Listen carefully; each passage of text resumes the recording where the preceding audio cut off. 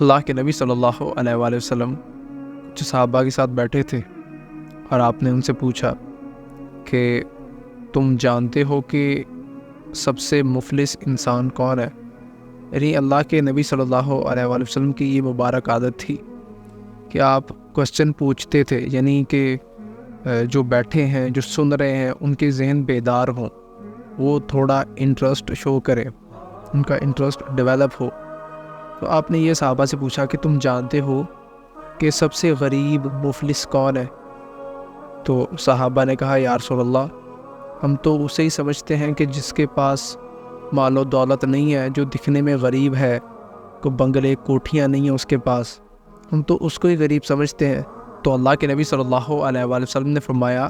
کہ قیامت کے دن میری امت کا سب سے مفلس، سب سے غریب انسان وہ ہوگا کہ جو نیکیوں کے پہاڑ لے کے آئے گا، یعنی نمازیں اس نے بہت پڑھی ہوں گی، اس نے زکوٰۃ دی ہوگی، اس نے حج کیے ہوں گے، عمرے کیے ہوں گے، یعنی جو حقوق اللہ ہے وہ اس نے پورے کیے ہوں گے، پہاڑ ہوں گے نیکیوں کے اس کے پاس، لیکن دنیا میں اس نے کسی پہ تہمت لگائی ہوگی، کسی کو اس نے گالی دی ہوگی، کسی کا اس نے خون بہایا ہوگا، کسی کو جو ہے کسی پہ ظلم کیا ہوگا، اس حالت میں آئے گا، کسی کا حق مارا ہوگا اس نے، اس حالت میں آئے گا اللہ کے پاس۔ تو سارے جن کا اس نے حق مارا ہوگا، جس کے ساتھ اس نے دنیا میں زیادتیاں کی ہوں گی، وہ سارے آ جائیں گے کہ اللہ آج تو ہمارا حق دلوا، یعنی وہ دنیا کی عدالت تو نہیں ہے نا کہ جہاں پہ پہلے کیس کرو اور اتنا لمبا چوڑا پروسیس نہیں، وہ کہیں گے اللہ تیرے تو علم میں ہے نا، جو اس نے زیادتیاں کی ہیں ہمارے ساتھ، تجھے تو پتہ ہے۔ تو وہ سارے آ جائیں گے کہ اللہ آج ہمیں ہمارا حق دلوا اس سے۔ اب اللہ نے تو حق دلوانا ہے، کیونکہ قیامت میں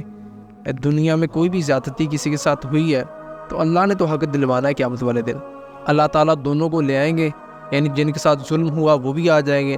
اور یہ ظالم یہ بھی آ جائے گا۔ تو اللہ تعالیٰ کریں گے یہ کہ اس کی جو پہاڑوں کی پہاڑ نیکیاں ہوگی نا،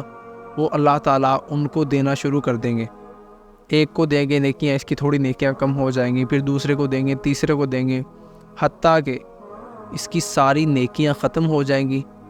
اور وہ بندے ابھی بھی باقی ہوں گے کہ جن کے حقوق کی ادائیگی اس نے کرنی ہوگی، وہ بندے ابھی بھی باقی ہوں گے۔ یعنی اس نے دنیا میں اتنا ظلم کیا تھا کہ وہ بندوں کی قطار ابھی بھی کھڑی ہے، لائن کھڑی ہے،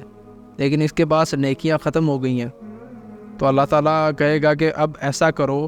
کہ جو بچے ہیں نا، ان کے گناہ اس کے کھاتے میں ڈال دو۔ تو جو ان کے گناہ ہوں گے نا سارے، وہ اس کے کھاتے میں پڑ جائیں گے،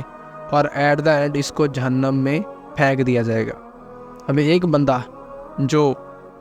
نمازیں بھی پڑھی، اس نے زکوٰۃ بھی دی، اس نے روزے بھی رکھے، اس نے حج بھی کیے، اس نے عمرے بھی کیے، اس نے سارا کچھ کیا، لیکن دنیا میں لوگوں کے ساتھ زیادتیاں کی ہیں، تو اللہ تعالیٰ وہاں پہ اس کو نہیں چھوڑے گا۔ ایسے ظالم کو اللہ منہ پہ مارے گا، ایسی نمازیں، ایسی نیکیاں ساری اللہ تعالیٰ ان کو دے دے گا، اور ان کے گناہ اس ظالم کے کھاتے میں آ جائیں گے۔ تو جو دنیا میں ظلم کرتے ہیں، یعنی جو کچھ بندے ہوتے ہیں کہ اللہ کے معاملے میں بڑے سیریس ہوتے ہیں کہ داڑھی اتنی لمبی رکھو، میں یہ نہیں کہتا نہیں رکھنی چاہیے، وہ بھی رکھو، اور حقوق العباد بھی دیکھو۔ داڑھی اتنی رکھیں گے، اس میں اتنا بھی جو ہے وہ ٹالرنس نہیں کریں گے، پونچے اتنے اوپر کریں گے، ٹوپی سر پہ لیں گے، ہر معاملے میں نا اتنی چھوٹی چھوٹی باتوں میں بڑے سیریس ہوں گے کہ یار یہ حقوق اللہ ہے، اس کو پورا کرنا ہے، لیکن حقوق العباد کے معاملے میں زیرو، کوئی ان میں کسی کا احساس نہیں ہوگا، کسی پہ ظلم کرنے سے پہلے ان کو اللہ کا خوف نہیں آئے گا۔ تو ایسے لوگوں کا جو انجام ہے وہ اللہ کے نبی نے بتا دیا ہے کہ وہ میری امت کے سب سے مفلس، سب سے غریب انسان ہے۔ تو ابھی ہمیں خود فیصلہ کرنا ہے کہ دنیا میں ہم اپنے ماتھے پہ وہ نمازیں پڑھ کے ماتھے اپنے کالے کر لیں، لیکن وہاں پہ جائیں تو ہمیں پھر بھی جہنم مل جائے، ہماری جو مقدر ہے وہ جہنم ہو، تو ہم سے بڑا بدبخت بدقسمت کون ہوگا؟ تو حقوق اللہ کو بھی دیکھنا ہے، اور حقوق العباد کو بھی نہیں بھولنا۔ اپنے آپ کے جو پڑوسیوں کے حقوق ہیں، ماں باپ کے حقوق ہیں، رشتہ داروں کے حقوق ہیں، ہر چیز کے حقوق آپ کو پورے کرنے ہیں، ٹھیک ہے؟